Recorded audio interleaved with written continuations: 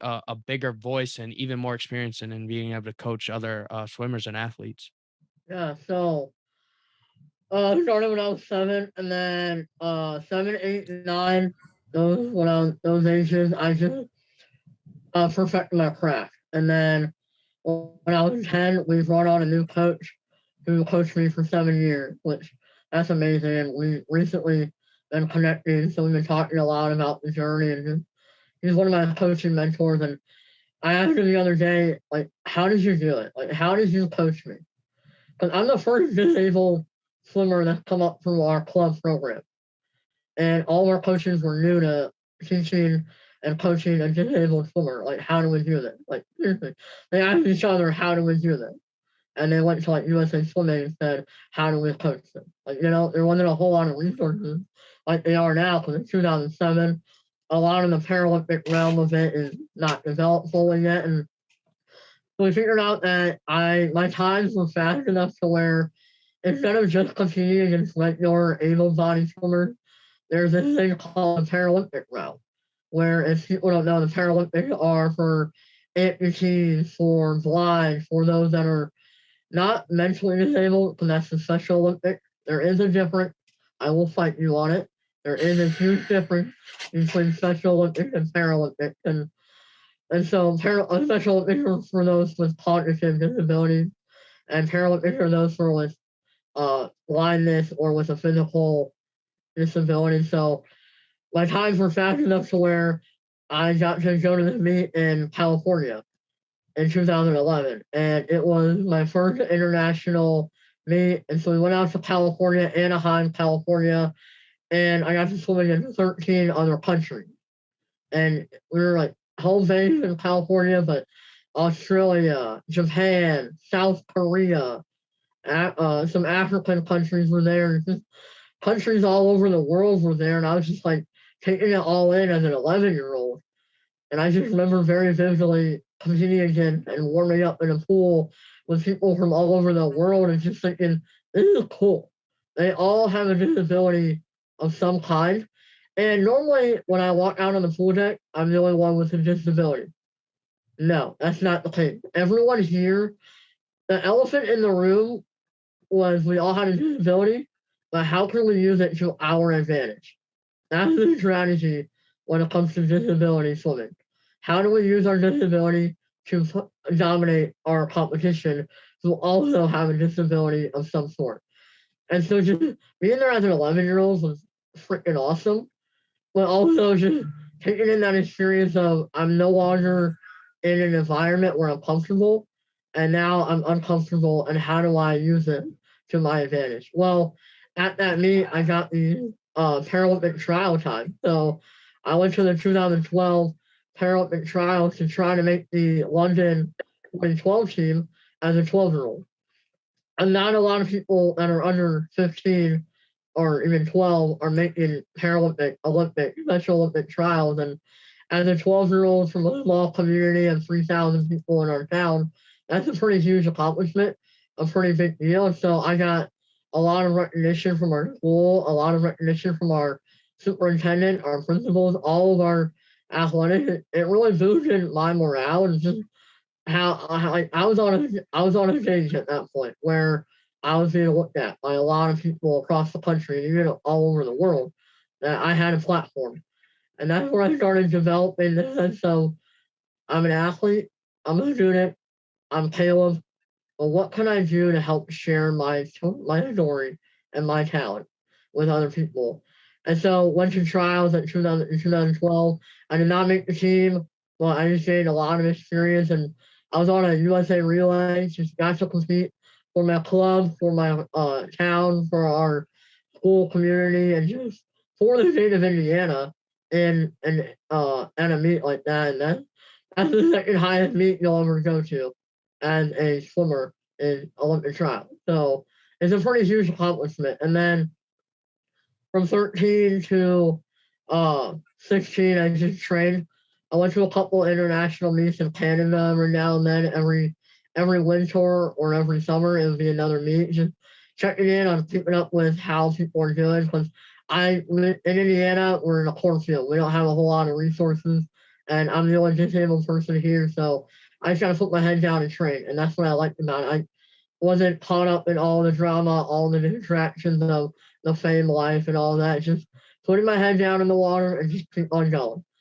And then 2016, I qualified again for trials in Charlotte, North Carolina, where at the pool that Ryan Lochte swam at. A lot of people know who Ryan Lochte and Michael Phelps are at his home pool that he trained at all his career in that Carolina.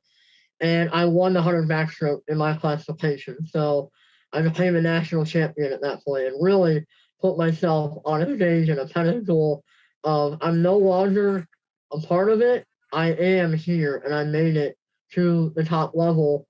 And it just only helped me craft and put me where I'm 16 years old, yeah, but I'm what we call a veteran at that point where this is my second trial.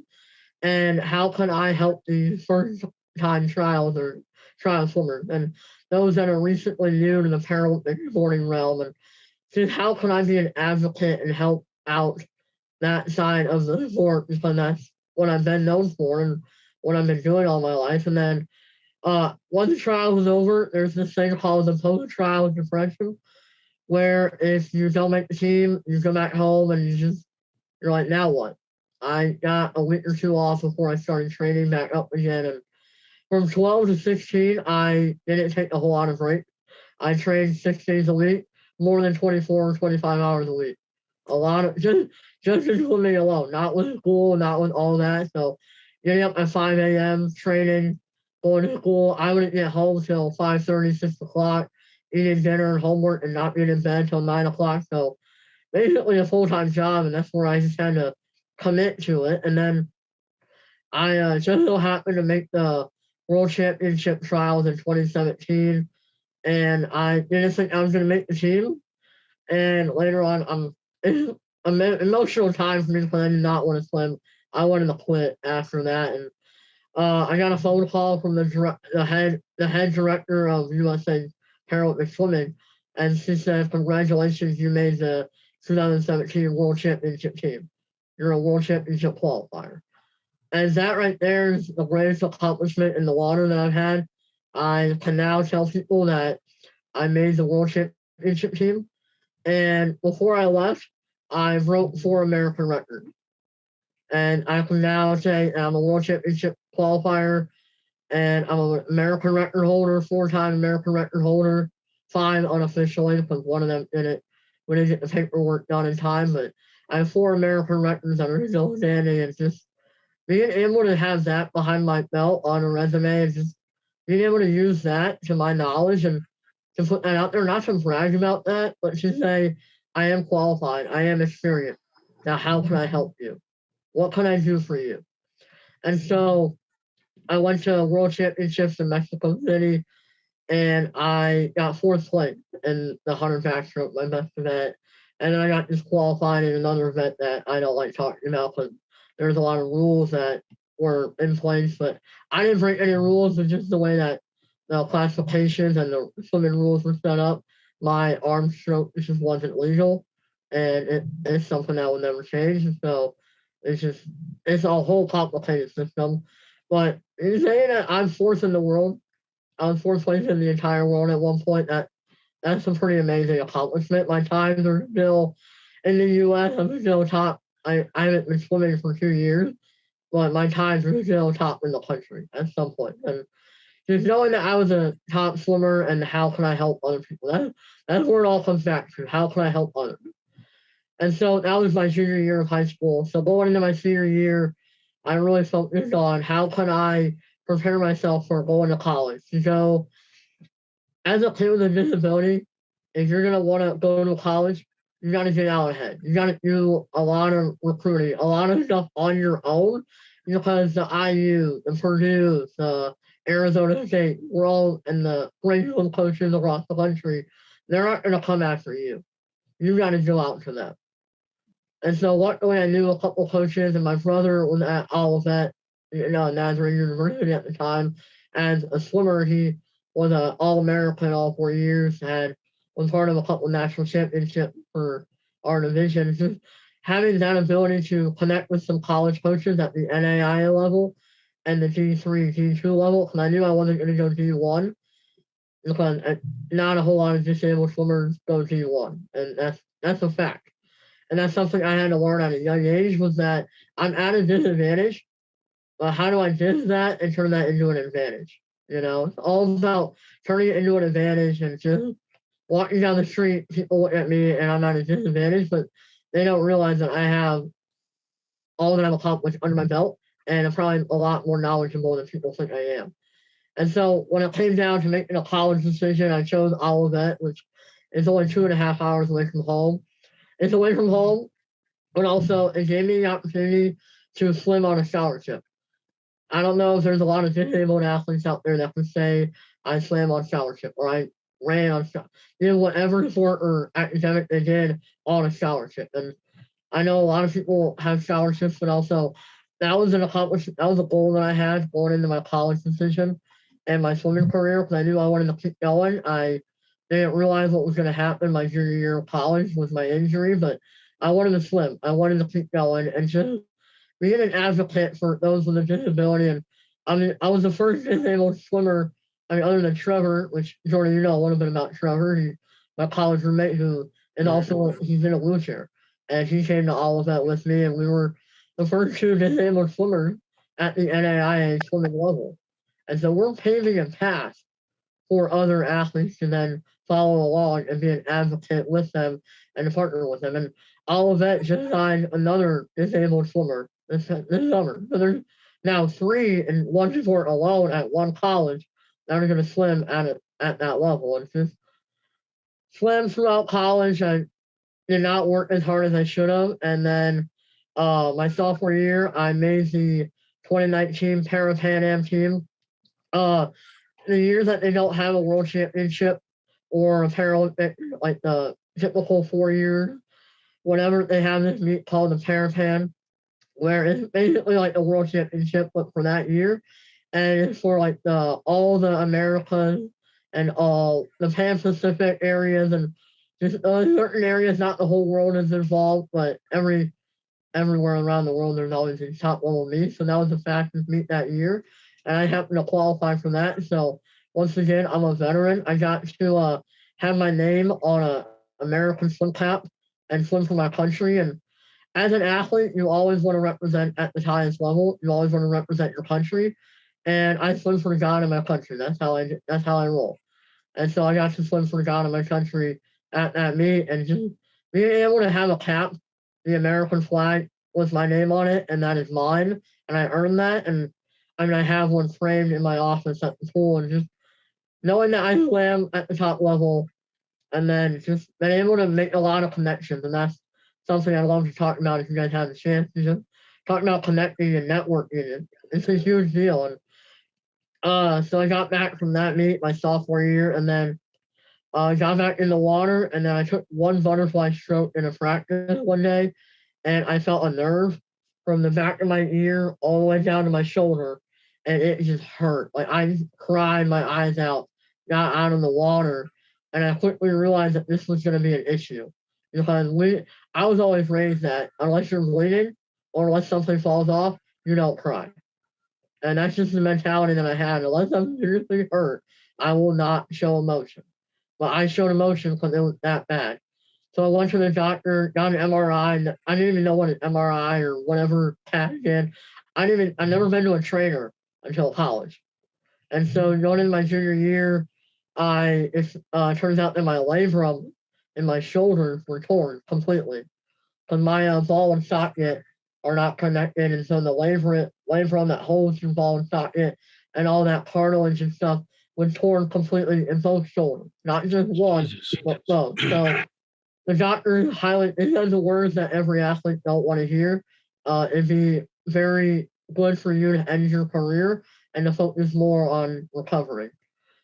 And so that was all when COVID was happening and all of that. And so I mean that's a whole other story on its own of how I dealt with all of that. But I went into a deep, not depression, but more of a I lost who I really was, but found out who I really was through that process of I'm not defined by what I do. I'm defined by who I am. And so just that journey of that really showed me that I can no longer be an athlete, but I have my scholarship and I was required to be on the pool deck to help other athletes. And my junior and senior year, I helped coach and I was a student coach. And I had internship with coaching. And then post college, I wanted to work with athletics. And I looked at the Miami Dolphins. I was a sport management major with a business minor. So I wanted to work with athletes. I wanted to work with people with disabilities. And I just so happen to have an older brother who recently became the head coach and the club director of our club and high school team where we grew up in. And so he told me, hey, come back and coach with us. Well, I got a position at the high school when I'm coaching at the middle school, and I'm the swim lessons director, and just overseeing all of our swimming development for kids middle school and under. So 14 under is what I focus in, and I help out in the classrooms with teachers during the school day, just being with kids from 18 and under, just loving on them, showing them that they matter and that their lives matter. It's all lives matter. It's just how it is. We Right. all matter. We all fit in this society. It's not one group or one people overall. No matter if you're Democrat, Republican, whatever you are, we all matter because we all have a heartbeat and we're all breathing. If you have a heartbeat, you have a voice, then you matter, and there is a will for your life, and there should be something that you need to accomplish, and whether that be 5 years down the road or right now, and so I've just had to figure that out and what do I want to do. And love to be in the NFL one day working for the Dolphins. I got my Miami Dolphins autograph Devontae Parker there. I see that. But for now, I got to be here and do what I do here. I have a lot of different roles. I have like 5 jobs that I'm working, but it's all for the benefit of other people and for a lot of athletes. We're people first, we're athletes second. So that's just how we roll and how can I advocate for those. And then I recently got nominated for a position at Indiana Swimming, which is the disability coordinator over Indiana Swimming. So I'm going to work closely with all Indiana swimmers who have disabilities and work with parents and coaches on getting them the resources to have, not just in the sport of swimming, because like me, your career or whatever you do in band or choir, you can lose your voice or lose the ability to do whatever in a heartbeat. It could all change in the snap of a finger. So what are you going to do when that happens? And how are you going to overcome and just be able to deal with that when that happens? And knowing that you're in the right mindset, in the right headspace. And that's where it all comes back to that support system of what happens when that happens. It's not if, it's when. Whether you get old or whether it happens to you with an injury or whatever, or you quit or whatever it is. It's not if,